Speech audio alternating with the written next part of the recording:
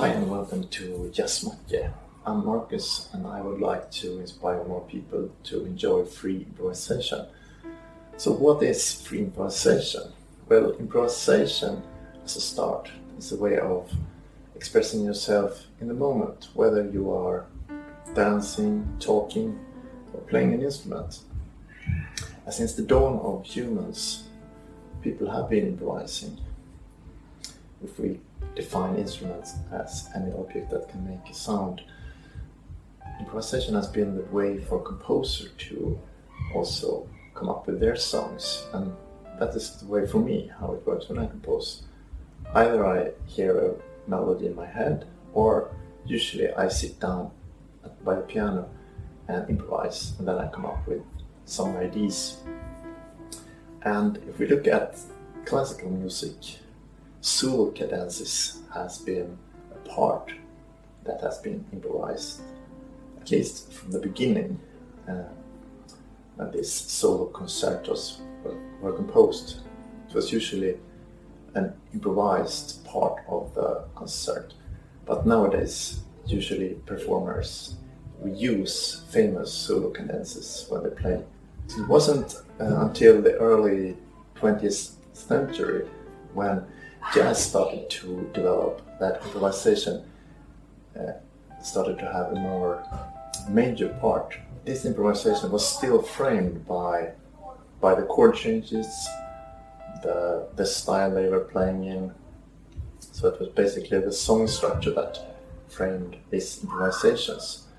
When we go further in time into the end of the 1950s, jazz players like Cecil Taylor, Ornette Coleman and others, they started to erase these frames and got into what was going to be called free jazz. In these settings they were playing in ensembles or in groups when they were improvising, but there were also players that did solo improvisations, longer ones, like Keith Jarrett, for example. He is very famous for his longer solo improvisations, where the Köln concert is probably the most famous one. This record has sold very many copies. As you have seen in my videos, I usually like to play solo improvisations, and I also like to call it free improvisation because I usually don't have the song structure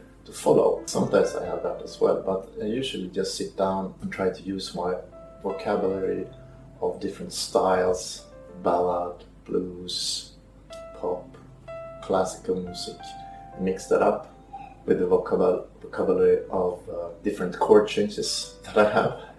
Then I try to just play what I think fits in the moment. The definition of free improvisation, it could be connected to what Charles Cornell talks about as level 3 in his video, the 3 levels of improvisation. Sometimes you can also see others calling it just improvisation or jazz instead of free improvisation. So there are of course different ways of naming it. I would say that the less predictable the music is for a listener, the freer it is.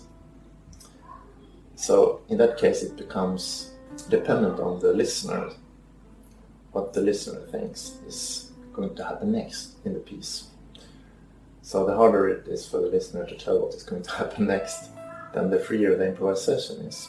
And one can also argue, why is this important to make this distinction between improvisation and free improvisation?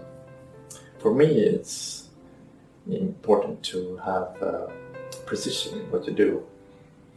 So I like to distinguish this from each other, and of course I'm a little bit nerd when it comes to improvisation as well.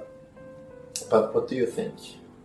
Let me know in the comments, and do you think it would be interesting to have more videos like this? I could go deeper into any topic, so please let me know in the comments, and thanks for watching.